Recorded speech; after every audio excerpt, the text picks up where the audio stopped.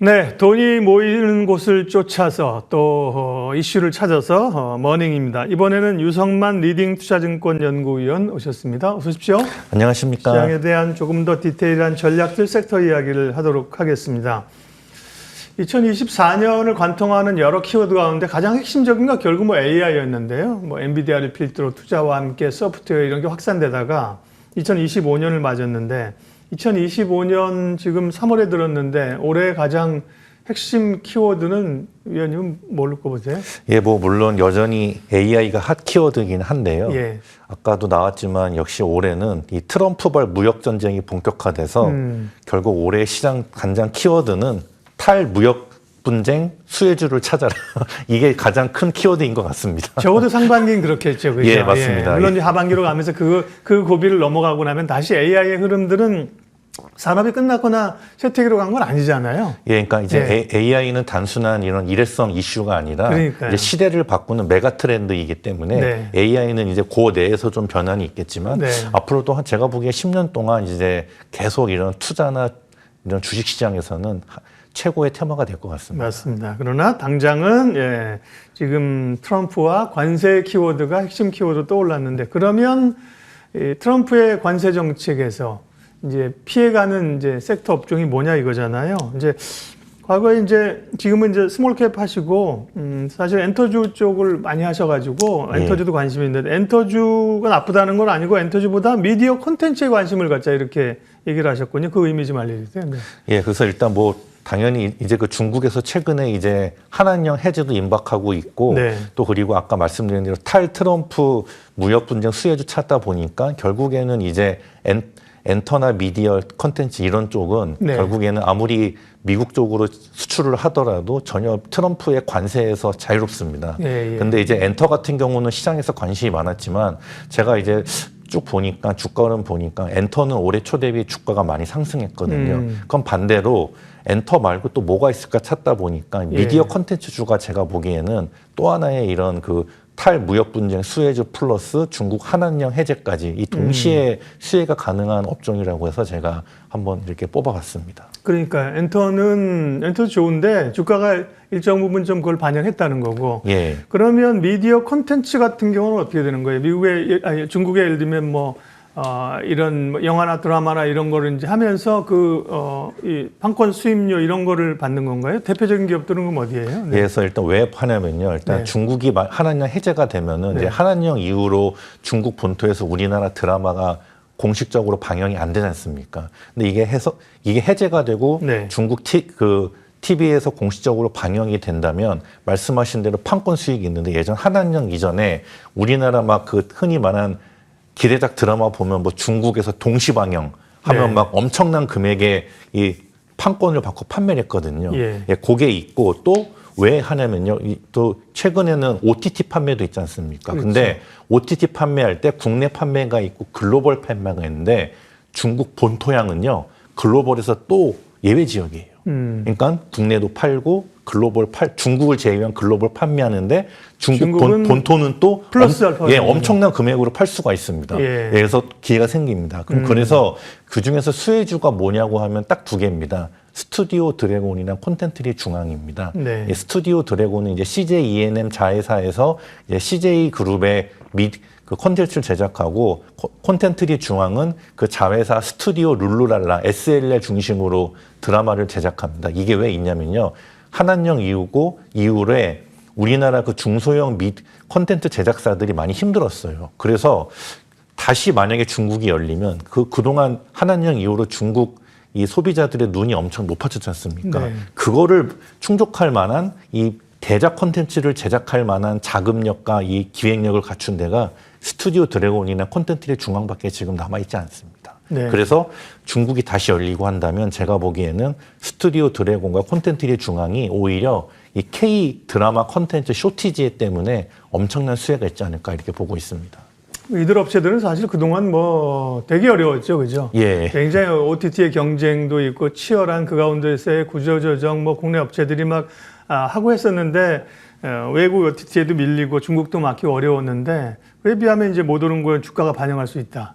그런 점에서 말씀을 하셨습니다. 스튜디오 드래곤하고 콘텐츠 중앙을 말씀하셨고요. 예. 다음 또 일단 무역의 이런 전쟁을 피해갈 수 있는 또 부각되는 데가 네이버 카카오 같은 플랫폼 업종입니다. 네이버 카카오도 이번에 좀 재평가를 받는 것 같아요. 뒤서거니 앞서거니 하고 있는데요. 두 기업에 대한 평가 좀 해주세요. 그래서 일단 네이버 같은 경우는 작년 말에 이제 코엑스에서 전 경영진이 다 총출동해서 네이버 기존 사업과 AI를 연동시킨 다양한 사업군에 대한 이 중장기적 로드맵을 발표해서 시장에서 좋은 반응을 얻었고, 네. 그래서 일단 뭐 각종 AI를 이렇게 접목시킨 뭐 AI 브리핑과 같은 거나, 그리고 뭐 광고에 대한 AD 부스트, 그리고 무엇보다 쿠팡에 밀린 이런 그 주문 배송이나 온라인 구매를 하기 위해서 네이버 플러스 스토어에 대해서 강력하게 지금 드라이브를 걸고 있습니다. 그래서 올해 상반기 내에 네이버 플러스 스토어 앱을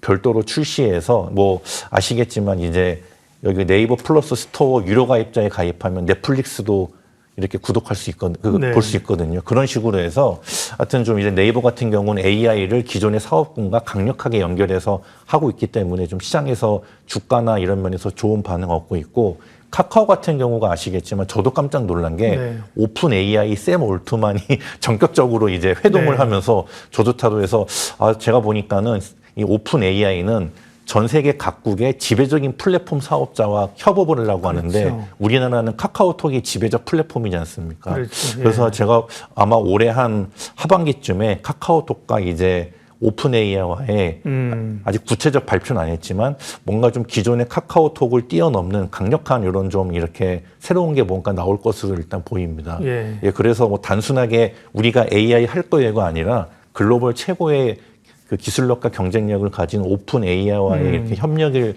공식적으로 발표한 카카오에 있어서도 저는 좀 개인적으로 상당한 기대를 하고 있습니다. AI에 대해서는 네이버는 투자를 많이 했고요. 예. 사실 카카오는 그 부분에서 뭐 물량이라든지 이런 것도 그 이제 완성도가 좀 딸렸잖아요. 예. 그러다 보니까 필요가 있었으니까, 그죠? 예. 오픈 AI는 말씀하신 것처럼 한국이 중요한 좋은 테스트 베드잖아요, 그죠? 예. 거기에 카카오톡을 가지고 있기 때문에 결합을 한 거라 시너지가 나고 있습니다. 그러면 네이버 카카오 얘기를 할 때는 늘 네이버냐 카카오냐 네이버냐 이 얘기를 예전처럼 계속 하잖아요, 그죠? 예. 뭐 두 개 다 선호하시면 상관없지만, 네. 어떤 걸 더 그러면 선호하냐고 여쭤보면요. 네. 제가 뭐 이 말은 이제 그 사업뿐만 아니라 뭐 가격, 주가 네. 밸류라든지 모멘텀을 다 수급을 다 반영한 그런 질문이잖아요. 예. 네. 그래서 오히려 제가 보기에는 오히려 조금 뭐랄까 실적으로는 네이버가 좋지만 네. 오히려 모멘텀으로 보면 카카오가 아무래도 오픈 AI라는 강력한 파트너가 있기 때문에 네. 주가상으로는 카카오가 제가 보기엔 좀 더 접근하시는 게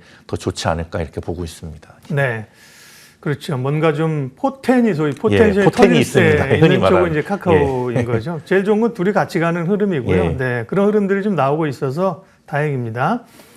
그리고 이제 중소형주 스몰캡 리서치를 많이 하시면서 예. 최근 보고서 내신 거 가운데 이제 BH가 있습니다. BH는 PCB 기판 업체고 과거에 예. 이제 애플 수혜주로 한창 얘기됐던 업체잖아요. 예. 사실 그 리포트 쓰신 내용은 포인트는 뭡니까? 네. 그러니까 BH는 주로 하는 게 FPCB 이제 그렇죠. 연성 회로 기판하는데 네. 최근에 좀 주가가 안 좋았던 게 이제 주요 고객사인 국내 스마트폰 업체나 이런 말씀하신 애플이랑 관련된 네. 좀 실적이 다소 아쉬웠는데 올해 기대되는 게 이제 올해 뭐 국내외 주요 스마트폰사도 AI 기능을 탑재한 플래그십 하이엔드 스마트폰을 많이 출시합니다. 그렇죠. 그럼 수혜가 있고 그리고 무엇보다 애플 같은 경우가 이제 올해 하반기부터 태블릿이나 노트북 관련된 이제 그 수요가 늘어날 것으로 보이고 특히 혹시나 애플이 이제 폴더블을 하게 된다면 네. 예, 결국에는 이제 트렌드가 이제 스마트폰이건 태블릿이건 그 소프트웨어 쪽으로는 AI 탑재고 하드웨어 쪽으로는 폴더블이지 않습니까? 네. 그렇게 된다면 또 이제 BH가 또 하나의 수혜가 있지 않을까 해서 또 애플은 뭐 미국의 대표적인 휴대폰 회사이기 때문에 네. 제가 보기엔 트럼프 대통령도 뭐 애플을 심하게 예, 심하게 관세를 매기지 않을 것 같아서 제가 네. 개인적으로 또 이런 게 또 이렇게 좀 관세를 피해갈 수 있는 또 하나의 좀 예, 포인트가 아닌가 이렇게 보고 있습니다. 네. 원래 그 애플도 그 폴더블 하는 게 그 자기들 계획상에는 뭐 있지 않나요? 네. 예, 그러니까 뭐 항상 예. 한다고는 했는데 아직 네. 공식적 안 됐는데 제가 보기엔 아마 이제 빠르면 올해 한 하반기 정도부터는 본격적으로 이제 발표를 하지 않을까 이렇게 조심스럽게 내다보고 있습니다. 네, 그럴 경우는 이제 BH가 최근에 뭐 기판 쪽은 잘 아시는 것처럼 새로운 어떤 소재 쪽으로 뭐 유리 기판이라든지 그렇죠? 이런 얘기가 많이 됐고 그런 뭐 심텍 같은 경우도 최근 많이 올랐어요. 그죠? 올라오려고 그랬는데 네, BH 같은 경우 좀 눌려 있는데 여기도 역시 뭔가 좀 이슈가 부각될 수 있다. 예, 그래서 한번 지금 미리 좀 스터디를 해보시면 좋지 않을까 생각합니다. 예, 알겠습니다. 콘텐츠 얘기했고 뭐 또 플랫폼 얘기했고 IT 부품 가운데 BH도 말씀하셨고 오늘 맥락은 어쨌든 무역 전쟁 관세를 피해갈 수 있는 컨셉이잖아요. 그런 쪽에서 또 볼만한 기업. 예, 그래서 제가 뭐 하나 좀 이렇게 좀 추천해달라고 그래서 제가 찾다가 현대 엘리베이터를 찾았습니다. 현대 엘리베이터 기본적으로 이제 뭐 국내외 뭐 이런 엘리베이터 신규 설치 및 유지 보수, 뭐 리모델링 이런 건데 기본적으로 실적이 꾸준하고 두 번째 포인트는 일단 배당이 고배당입니다. 예, 뭐 배당 한번 체크해 보시면 아시겠지만 국내 상장사 중에 시가총액이나 뭐 사업의 안정성 봤을 때 국내 거의 탑 수준의 이런 시가 배당률을 자랑하고 있고요. 그리고 무엇보다 이제 우크라이나 이제 그 종전의 분위기가 지금 드리우지 않습니까? 그렇게 되면 이제 그동안 근 4년 동안 전쟁이 이어졌는데 그 재건하게 되면 이제 우크라이나 재건할 때 엘리베이터 수요가 당연히 필요합니다. 그래서 뭐 트럼프 대통령이 뭐 좀 저는 생각하지 못한 방식으로 빨리 전쟁을 끝내려고 하는데 제가 그래서 봤을 때는 우크라이나 전쟁 끝나고 재건의 수혜주도 또 현대 엘리베이터가 가능하기 때문에 기본적인 사업의 안정성, 높은 배당 그리고 우크라이나 재건 모멘텀까지 여러 측면에서 이 투자자분들이 좀 안정적으로 투자할 수 있는 하나의 종목이 아닌가 이렇게 보고 있습니다. 그런 쪽에서 현대 엘리베이터는 되게 안정적이죠. 사실은 지금 우크라이나 재건과 관련돼서도 뭐 현대 쪽의 그런 그 인프라 쪽 하는 쪽뿐만 아니라 현대 엘리베이터도 주목되고 있고 남북 경협 얘기 나오면 사실 현대 엘리베이터 얘기 나오잖아요. 맞습니다. 그렇죠. 경협도 얘기 나오는데 그러나 소위 우리가 남북 경협주 이런 거는 뭐 뉴스 나오면 급등했다 밀리고 이러는데 그런 거 보면 상당히 실적이나 배당도 안정적이다. 현대 엘리베이터. 그런데 우크라이나 재건이라는 엄청난 또 모멘텀이 대기하고 있다. 이렇게 말씀드리고 싶습니다. 엘리베이터는 이전에 보니까 그 이대 주주하고 해서 약간 좀 그때 좀 노이즈가 좀 있었던 걸로 있었는데요. 그런 어떤 지배구조에 관한 문제들은 뭐 그 지배구조에 관한 건 더 이상 이슈가 없고요.